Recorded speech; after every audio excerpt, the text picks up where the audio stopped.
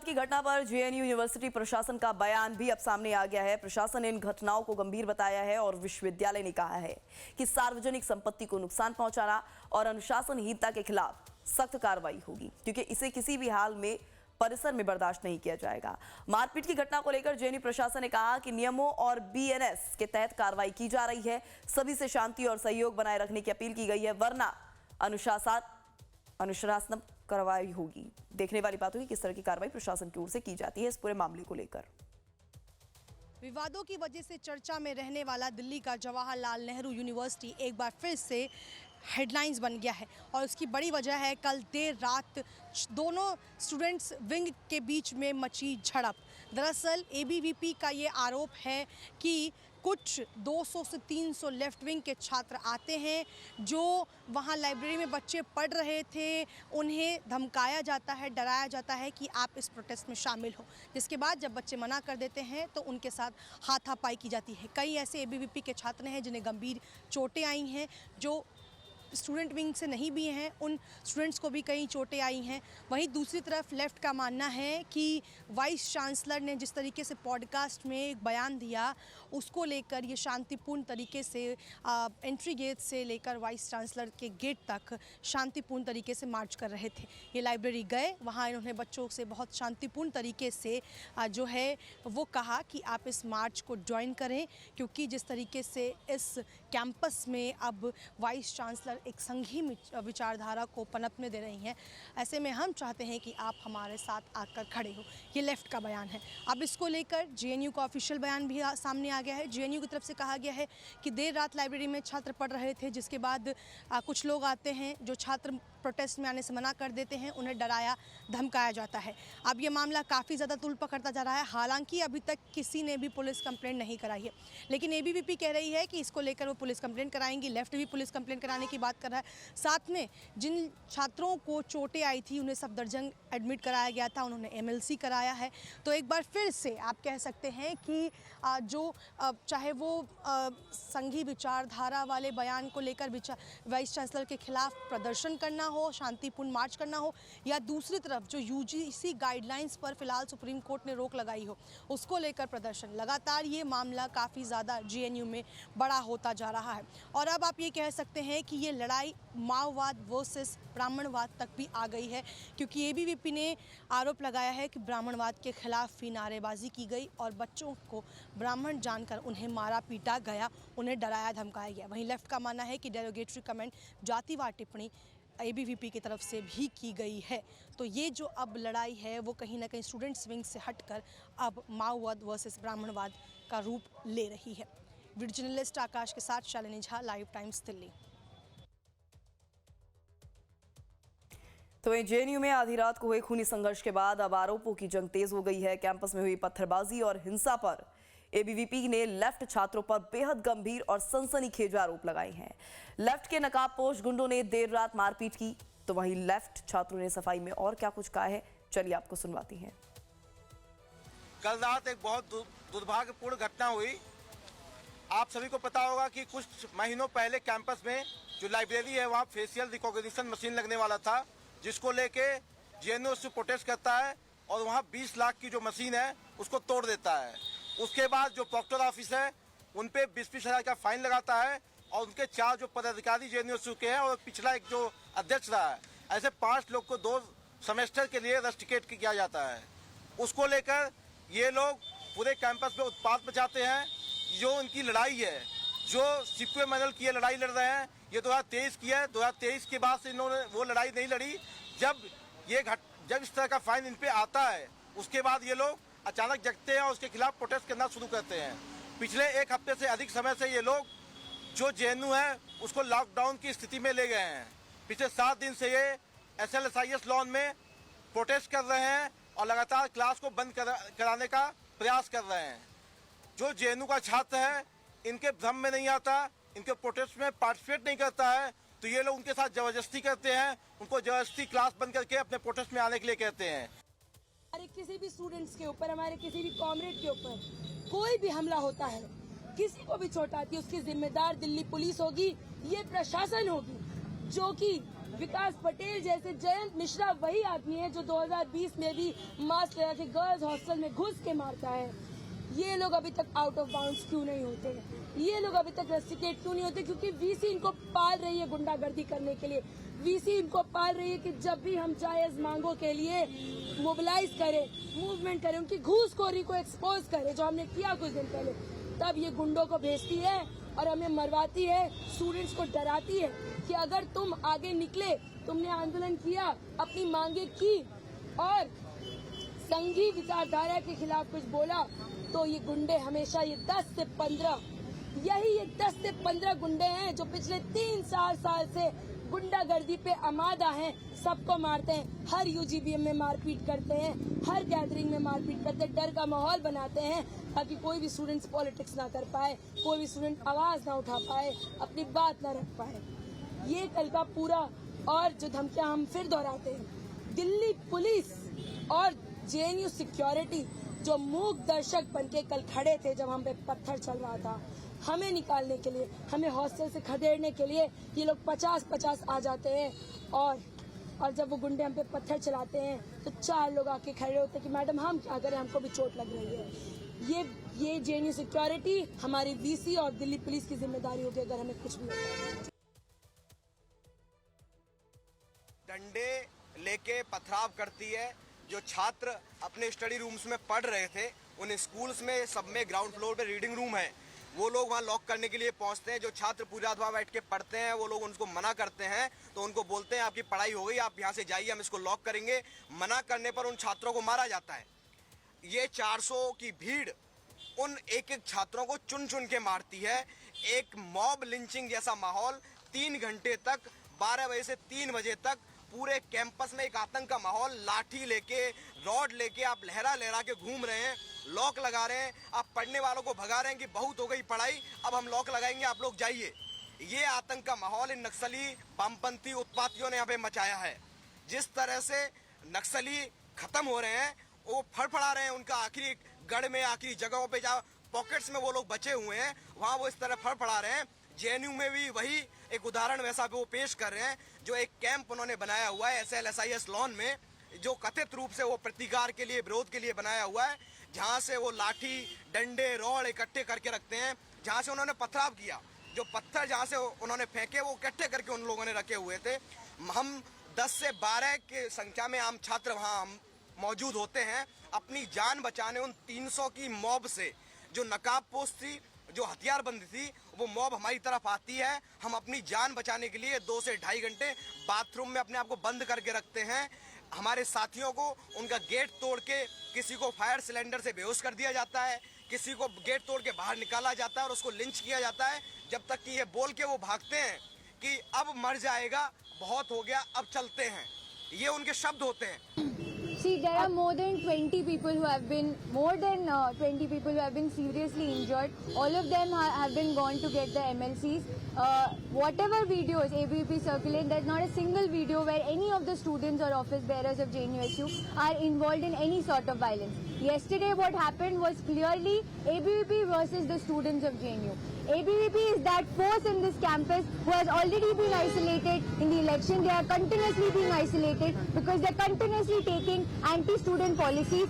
They're sidelining the colliding with the Sanghi administration, with the Brahminical force that is sitting in the Pink Palace. Our Vice Chancellor, who had the audacity to make highly casteist Brahminical statements. It is that same lobby of the Brahminical goons of Akhil Bharatiya Vidyarthi Parishad who have always been indulging in violence, and yesterday too, their only understanding was that today they're coming in the press conference, they're only telling that there are 400 students with the side of the union. No, there were not 400 students, there were more than 400 students, there were 600 students, because students are with this union, students are with the cause of this movement, students are against rustication, students want the union to lead a movement for Rohit Act. And when union is doing exactly that, it is the Brahminical force, it is the violence Parishad who are colliding with the Pink Palace, Vice Chancellor sitting, the Sanghi administration that is sitting. Yes, if the security forces, if the police were mere spectators, it is only and only because there was a conspiracy from the side of the administration and the goons of ABVP. It is the administration who was fearing a student movement in this campus that is sending their puppets, that is sending their goons and gundas to attack, stone pelt, throw bricks and they have come with steel rods to attack students yesterday, and it is clearly the university has seen that it is ABVP versus the students of JNU. तो वहीं JNU में देर रात झड़प में कई छात्र बुरी तरह से गंभीर रूप से घायल हुए। एक छात्र जिनको बुरी तरह से चोट लगी है, उनसे हमारी संवाददाता शालिनी झा ने बातचीत की है, सुनिए। कल देर रात जिस तरीके से जेएनयू में एबीवीपी वर्सेस लेफ्ट के बीच झड़प देखने को मिली, उनमें से एक छात्र हमारे साथ मौजूद हैं एबीवीपी के, जिन्हें काफ़ी गंभीर चोटें आई हैं और उस वक्त वो वहाँ मौजूद थे। मामला शुरू हुआ था एक सर्विलांस से, छात्र पढ़ रहे थे। हमने सुना कि आप लोग कह रहे हैं कि लेफ्ट के 300 से ज़्यादा जो नकाब पोशी लोग थे वो वहाँ पर आए। उसके बाद क्या कुछ हुआ? आपको इतनी गंभीर चोटें? जैसे ही पता चला कि जो स्टूडेंट पार्टिसिपेट नहीं करना चाह रहे हैं, वो अपनी रीडिंग रूम्स में अपना पढ़ाई कर रहे हैं, उनको डराया जाता है, धमकाया जाता है, बदतमीजी से बातचीत करी जाती है कि ये परिसर खाली करो, हम यहाँ लॉकडाउन करेंगे। मीन्स वो एक तरीके से जो आज़ादी का नारा लगाते हैं, वो क्या उन्हीं लोगों तक सीमित है? क्या दूसरे बच्चों को आज़ादी नहीं है कि वो पार्टिसिपेट करना चाहते हैं स्ट्राइक में या नहीं करना चाहते? वो उनकी आज़ादी है, उनकी लिबर्टी है कि वो किसी स्ट्राइक में या किसी भी मार्च में पार्टिसिपेट करना चाहते हैं, नहीं करना चाहते। पर वो अपने उस अहंकार में चूर रहते हैं, अपने सेल्फिश जो मूवमेंट जो खड़ा कर रहे हैं, वो उसमें इतना चूर रहते हैं कि वो उसको फेल होता देख नहीं पा रहे होते हैं, तो वो लॉकडाउन करते हैं और बच्चों के साथ वर्बल एक कन्फ्लिक्ट की स्थिति क्रिएट करते हैं। तो वहीं कल रात जेएनयू में हंगामे के दौरान कुछ छात्र लाइब्रेरी में पढ़ाई कर रहे थे। छात्रों का दावा है कि उस वक्त कुछ नकाब पोश आए और उन्हें धमकी देकर पढ़ने से रोका गया।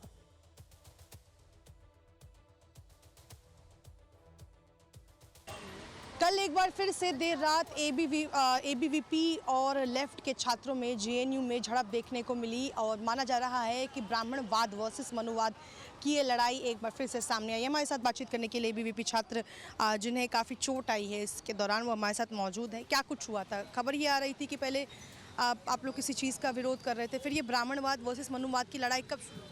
ब्राह्मणवाद और मनुवाद की लड़ाई तो जेएनयू में मैम कब से नहीं है, वो तो हमेशा से है। लेकिन ब्राह्मणवाद और मनुवाद से पहले यहाँ जो छात्रों का जो हित है, छात्रों का जो यहाँ पर हक है, उसके लिए अखिल भारतीय विद्यार्थी परिषद खड़ा है। चाहे वो ब्राह्मण हो, चाहे वो किसी भी कैटेगरी से, किसी भी जाति, किसी भी धर्म से कोई भी आता हो, यहाँ छात्रों के लिए हम खड़े हैं। मैं वो आपको बताऊंगा कि कैसे। आज से तकरीबन 6 महीने पहले JNU-SU के ऑफिस बियरर्स, वीडियोज़ अवेलेबल हैं, अभी भी मिल जाएंगी आपको मीडिया पे ही। वो ऑफिस बियरर्स कोशिश क्या वो कामयाब हो जाते हैं।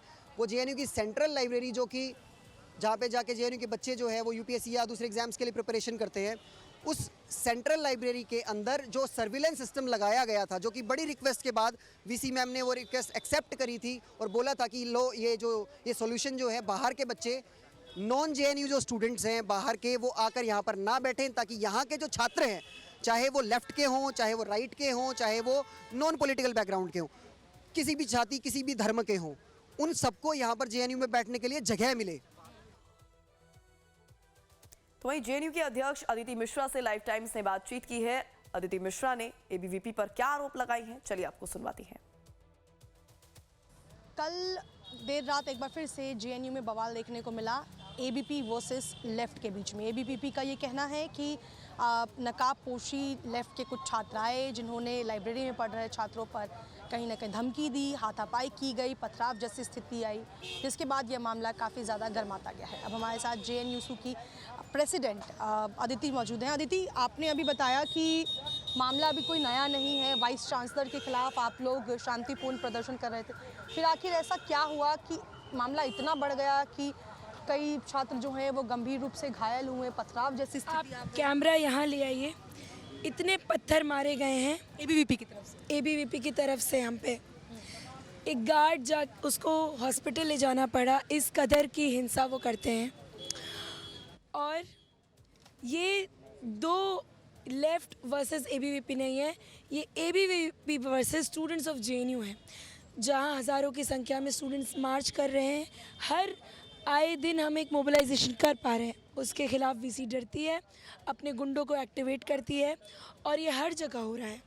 जहाँ भी इक्विटी रेगुलेशंस की बात हो रही है, उसके लिए मोबिलाइजेशंस हो रहे हैं, तब वीसी जो है और तमाम जगहों पे कोई भी जो भी सत्ता में बैठे हैं, एबीवीपी के गुंडों को रखा ही इसलिए गया है। और ये सिर्फ 10-15 गुंडे हैं और ये नामी गिरामी गुंडे हैं जेएनयू के। जयंत मिश्रा का नाम आप किसी से भी पूछ लीजिए, उसके तमाम वीडियोज़ है। 2020 में भी यही गुंडा था जो साबरमती में गर्ल्स हॉस्टल में घुसकर कोमल शर्मा के साथ उसने हिंसा की थी। विकास पटेल, अनिमेश मिश्रा, निशांत पाठक, प्रवीण पीयूष और तमाम ये 10-15 गुंडे गालियां देते हैं, भद्दी गालियां, धमकियां देते हैं, हमारे क्वियर ट्रांस कॉमरेड्स को मारते हैं, हमारे कॉमरेड सुनील को मारते हैं, नीतीश को मारते हैं, मणिकांत को मारते, धमकी देते हैं। हमारे पास वीडियो है जहाँ पे धमकी दे के गए कि रूम टू रूम आके मारेंगे, और हम इससे डरने वाले नहीं क्योंकि हमको पता है वीसी डरती है, इसलिए इनको आगे करती है।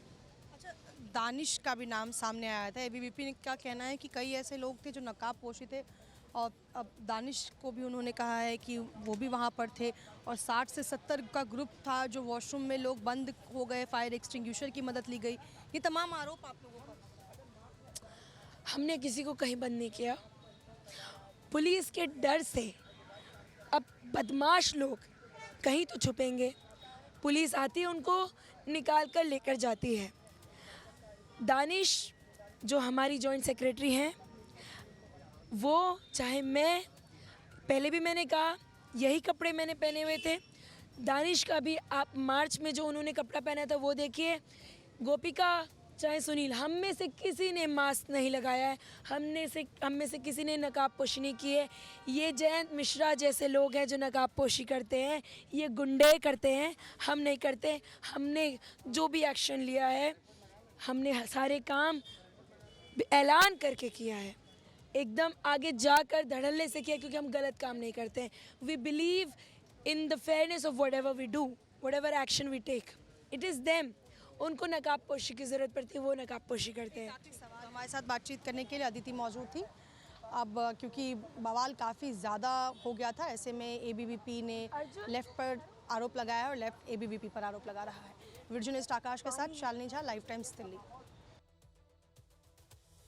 तो वहीं जेएनयू के जॉइंट सेक्रेटरी दानिश ने एबीवीपी पर गंभीर आरोप लगाए हैं। दानिश ने कहा है कि एबीवीपी के लोगों ने उन पर हमला किया और अब खुद वीडियो जारी कर आरोप लगा रही हैं।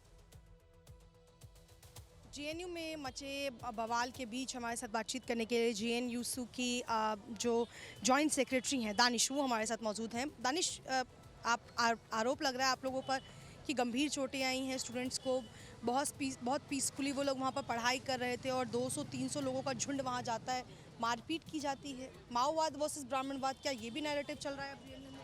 देखिए, ये नैरेटिव तो बिल्कुल नहीं चल रहा है। जो कल रात इस कैंपस में हुआ वो था common students of JNU versus गुंडा परिषद ऑफ एबीवीपी।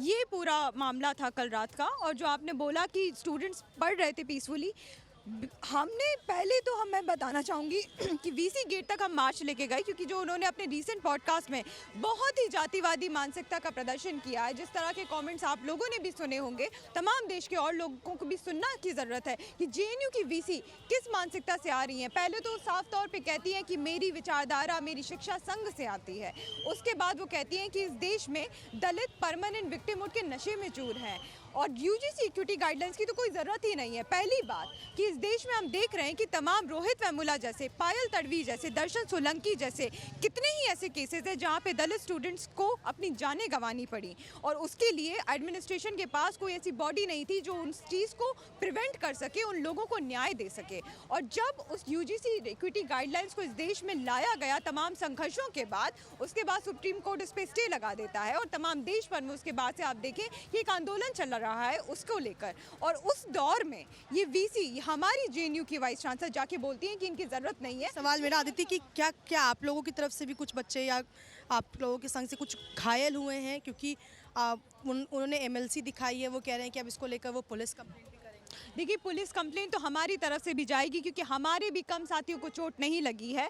हमारे साथ बहुत सारी ऐसी महिला साथी हैं जिनको पकड़ के इन लोगों ने मारा है, जिन पे पत्थर मारे गए हैं। बहुत सारे ऐसे लोगों को चोटें आई हैं और तमाम चोटों की बस बात नहीं है, ये जो पूरी इनकी राजनीति चल रही है, जो 300 से 400 स्टूडेंट वहाँ पे बैठा हुआ था जिन पे ये पत्थर मार रहे थे, आप सोचिए कि उन पे क्या इस चीज़ का प्रभाव पड़ा है। और इस तरह की राजनीति कोई पहली बार नहीं हुई है। ये अपनी चोटें दिखाने जो आए हैं, ये वही लोग हैं जो कल हम पे हिंसा करने आए थे। ये वही लोग हैं जो इतना सफ़ेद झूठ बोलते हैं कि खुद पत्थर चलाएंगे और सामने खड़े आदमी से बोलेंगे कि पत्थर तुमने पीछे से फेंका है। तो इनका लॉजिक तो इस तरह का है मैडम। तो ये झूठ बट झूठ मैं तो चाहूँगी कि पूरे देश भर में लोग इस बात को समझें कि एबीवीपी जैसे संगठन, ये बीजेपी और आरएसएस जैसे संगठन हमेशा सिर्फ झूठ की राजनीति करते हैं। आज तक इनसे कोई सच नहीं बोला गया और हिंसा की राजनीति इनकी है। जेएनयू में हम वामपंथी लोग ये राजनीति नहीं करते हैं।